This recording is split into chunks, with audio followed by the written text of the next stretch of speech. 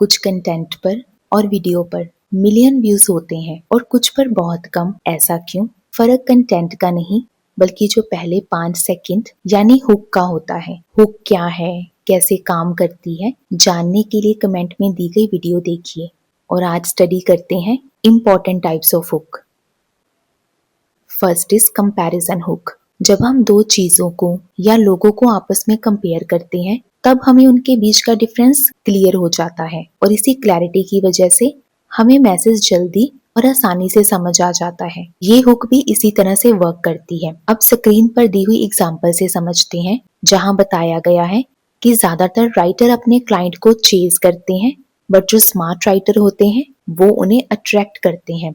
इस हुक में चेज और अट्रैक्ट जैसे वर्ड का इस्तेमाल करके दो आइडियाज को कंपेयर किया गया है, जिनसे एक कंट्रास्ट क्रिएट हो रहा है और यही कंट्रास्ट रीडर को कंटेंट तक अट्रैक्ट करता है।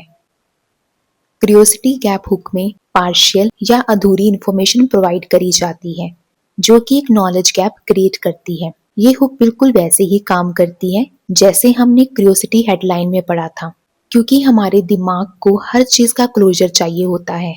इसलिए जब इंफॉर्मेशन इनकम्प्लीट होती है तो एक बेचैनी सी महसूस होने लगती है और इसी सस्पेंस को, बेचैनी को खत्म करने के लिए हमारा रीडर भी हमारे कंटेंट को पढ़ता या देखता है। जैसे कि एग्जाम्पल बता रही है, एक ऐसी कम्युनिकेशन मिस्टेक जिसकी वजह से लोग आपको इग्नोर करने लगते हैं।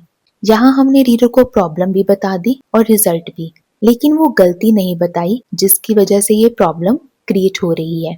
तो इसी नॉलेज गैप को भरने के लिए उनका दिमाग आगे की इंफॉर्मेशन मांगता है, जो कंटेंट का क्लिक रेट बढ़ाता है।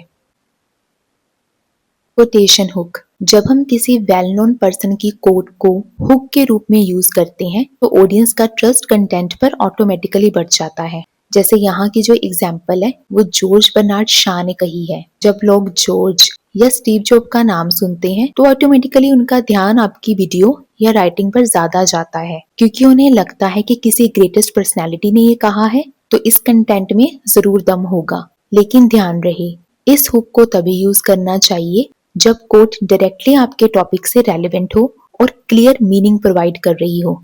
अगर कोट इररेलेवेंट हुई तो आपके पॉइंट्स भी वीक हो सकते हैं। जब कंटेंट की बिगिनिंग किसी अनएक्सपेक्टेड फैक्ट, डाटा, शॉक और सरप्राइजिंग एलिमेंट से की जाए तो उसे कहते हैं स्टैटिस्टिक हुक या सरप्राइजिंग फैक्ट हुक। ये हुक रीडर की उम्मीद को तोड़ देती है और जब एक एक्सपेक्टेशन ब्रेक होती है तो माइंड सडनली रिएक्ट करता है। जैसे कि इस एग्जाम्पल में हुक को एक्सप्लेन किया गया है। क्या आपको पता है कि ज्यादातर आर्ग्यूमेंट इसलिए नहीं होते कि लोग आपस में सहमत नहीं हैं, बल्कि इसलिए होते हैं क्योंकि वो एक दूसरे को समझ ही नहीं पाते। तो यहाँ पे ये जो हुक है एक कॉमन बिलीफ को तोड़ रही है, एक कॉमन बिलीफ को चैलेंज कर रही है, जिसमें ये बताया गया है कि जब आर्ग्यूमेंट होती है तो इसका मतलब दो लोगों में दुश्मनी चल रही है। जब आप बताते हैं कि असली वजह मिसअंडरस्टैंडिंग है तो उनका रिएक्शन होता है, सच में? तो फिर इसे ठीक कैसे किया जाए? तो यही होता है एक सरप्राइजिंग फैक्ट। इसी इंटरप्शन की वजह से इंटेंशन इंस्टेंटली ग्रैब होती है और लोग ध्यान से सुनना या पढ़ना पसंद करते हैं। फिफ्थ वन इज इमेजिन और सिनारियो हुक। इस हुक का यूज रीडर के दिमाग में एक पिक्चर क्रिएट करने के लिए किया जाता है। अच्छा, जैसे मैं अभी आपको कहूँ कि सोचो आप 10 लोगों के सामने खड़े हैं, आप बोल रहे हैं, हर कोई बिल्कुल शांत होकर आपकी बात को सुन रहा है, किसी तरह की कोई इंटरप्शन क्रिएट नहीं हो रही। जैसे ही आप ये लाइन पढ़ोगे तो आपका दिमाग उस सीन की तस्वीर बनाना शुरू कर देता है, मीन्स एक विजुअलाइजेशन स्टार्ट हो जाती है। तो इस तरह की हुक व्यूअर को एक सपना दिखाती है। जैसे ही वो इस सीन को विजुअलाइज करता है उसका इमोशनल कनेक्शन कंटेंट से जुड़ जाता है, क्योंकि अब ये टॉपिक वो अपनी लाइफ से रिलेट कर रहा है, इसलिए ये हुक एक इमोशनल बॉन्ड क्रिएट कर देती है और एंगेजमेंट को बढ़ाती है। इस हुक का इस्तेमाल मोटिवेशनल कंटेंट, स्टोरी टेलिंग और पर्सुएसिव राइटिंग में ज्यादा होता है। थॉट प्रोवोकिंग क्वेश्चन हुक एक ऐसा सवाल होता है जो रीडर को तुरंत सोचने पर मजबूर कर देती है। For example, why do people ignore you when you speak softly? ये सवाल सीधा रीडर की सेल्फ रिस्पेक्ट और पर्सनल एक्सपीरियंस को टच करता है। वो तुरंत अपने दिमाग में पुरानी यादें टटोलने लगते हैं कि हाँ, मेरे साथ भी ऐसा हुआ था, पर क्यों?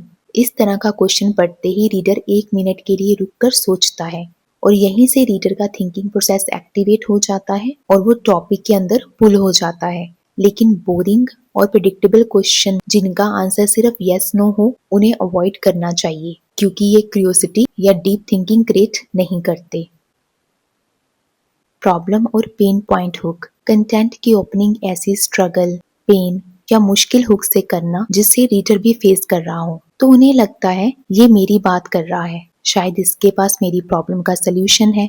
जब कंटेंट एक सिंपल इंफॉर्मेशन से स्टार्ट हो या किसी रियल प्रॉब्लम से, तो हम नेचुरली प्रॉब्लम वाली चीज पर ज्यादा अटेंशन देते हैं क्योंकि दिमाग पहले थ्रेट, डिस्कम्फर्ट या प्रॉब्लम को नोटिस करता है। जैसे आप किसी के साथ कोई वंडरफुल आइडिया एक्सप्लेन कर रहे हो, लेकिन सामने बैठा इंसान कोई भी रिएक्ट ना करे, तो ये जो साइलेंट रिजेक्शन होता है हमें इरिटेट भी करता है। तो ये वाली लाइन एक रियल पेन पॉइंट हाईलाइट कर रही है। रीडर तुरंत रिलेट करता है कि हाँ, मैंने भी ऐसा फील किया है, और इसी पेन से छुटकारा पाने के लिए वो कंटेंट रीड करता है। डेफिनेशन रीडिफाइंड हुक का मतलब किसी नॉन कंसेप्ट या बात को किसी नए एंगल से डिफाइन करना। हम सबके दिमाग में हर चीज की एक सेट डेफिनेशन होती है। जैसे कि हम ये सोचते हैं कि जो सक्सेसफुल है उसके पास पैसा भी बहुत होगा। जब आप एक पुरानी डेफिनेशन को तोड़कर एक नए पर्सपेक्टिव में रिप्रेजेंट करते हो, तो रीडर अपने दिमाग में एक मेंटल शिफ्ट महसूस करता है। उन्हें लगता है कि वो कुछ डीप और इंटेलेक्चुअल सीखने वाला है। जैसे यहाँ की एग्जाम्पल एक्सप्लेन कर रही है कि communication is not about talking, it's about making others feel understood. But हम ज्यादातर लोग यही सोचते हैं कि कम्युनिकेशन का मतलब होता है बोलना। लेकिन यहाँ पे साफ बताया गया है कि कम्युनिकेशन बोलने के बारे में ही नहीं, ये सामने वाले को महसूस करवाने के बारे में है कि उसे समझा गया है। जब रीडर इसे पढ़ता है तो उसका दिमाग कहता है, मैंने तो इस तरह से कभी सोचा ही नहीं। इसी पर्सपेक्टिव शिफ्ट की वजह से अटेंशन ऑटोमेटिकली बढ़ जाती है और एंगेजमेंट और स्ट्रॉन्ग हो जाती है। पर्सनल स्टोरी और एनेक्डोट हुक। ये स्टार्ट होती है रिलेटेबल स्टोरी या पर्सनल एक्सपीरियंस से। जैसे कि in school I knew every answer but I was scared to raise my hand. ये लाइन एक कॉमन फीलिंग को रिफ्लेक्ट करती है। बहुत से लोग इस सिचुएशन को रिलेट कर सकते हैं क्योंकि हम ये अक्सर करते हैं, और यही रिलेटेबिलिटी एंगेजमेंट बूस्ट कर देती है। इस टाइप का हुक रीडर को फील करवाता है कि मैं अकेला नहीं हूँ, और जब स्टोरी रिलेटेबल हो जाती है तो एक इमोशनल सेफ्टी क्रिएट हो जाती है और अंडरस्टैंडिंग डेवलप होती है। इसी वजह से लोग और ध्यान से पढ़ते या सुनते हैं। अर्जेंसी और टाइम सेंसिटिव हुक। अगर अभी आपने अपनी कम्युनिकेशन हैबिट्स को ठीक नहीं किया, तो ये हमेशा के लिए परमानेंट हो जाएंगी। ये हुक बता रही है कि अगर अभी एक्शन नहीं लिया गया तो नुकसान हो सकता है। मीन्स ये हुक रीडर के माइंड में प्रेशर और सीरियसनेस पैदा करती है, एक अर्जेंसी क्रिएट करती खोने की। एंड हम ह्यूमन पाने की खुशी से ज्यादा खोने के डर से अफेक्ट होते हैं। तो जब आप हुक में टाइम या परमानेंट डैमेज का फैक्टर इंक्लूड करते हैं, तो ऑडियंस को लगता है कि ये वीडियो अभी देखना बहुत इंपॉर्टेंट है। अगर ये कंटेंट अभी स्किप कर दिया तो शायद वो अपना फ्यूचर खराब कर सकते हैं। Bold statement hook. एक ऐसी हुक जो स्ट्रॉन्ग, कॉन्फिडेंट और कभी कभी कंट्रोवर्शियल क्लेम दे, तो वो रीडर के दिमाग में थोड़ी टेंशन क्रिएट कर देती है। जब हम किसी के एग्जिस्टिंग बिलीफ को चैलेंज करते हैं, जो कि वो बचपन से या लंबे समय से विश्वास कर रहा था, तो वो एक डिस्कम्फर्ट महसूस करते हैं, और इसी डिस्कम्फर्ट को दूर करने के लिए और अपना लॉजिक जानने के लिए वो कंटेंट के साथ एंगेज हो जाते हैं। फॉर एग्जाम्पल, हम अक्सर सोचते हैं कि जो ऊंचा बोलता है वो कॉन्फिडेंट होता है, बट ये हुक उनके इस बेसिक बिलीफ को गलत साबित करती है, एक चैलेंज कर रही है। तो वे हैरान हो जाते हैं और सोचते हैं, अगर ये गलत है तो सही क्या है, और इसी क्वेश्चन का आंसर फाइंड आउट करने के लिए वो आपके कंटेंट को क्लिक करते हैं। Prediction and future based hook. इंसान हमेशा आने वाले कल के लिए तैयार रहना चाहता है ताकि वो पीछे ना रह सके। तो जब आप कंटेंट की ओपनिंग ऐसे हुक से करते हैं जो ये बता रही हो कि आगे क्या होने वाला है, क्या ट्रेंड आ रहा है, तो व्यूअर इनसाइड इंफॉर्मेशन जानने के लिए कंटेंट पर आगे बढ़ता है।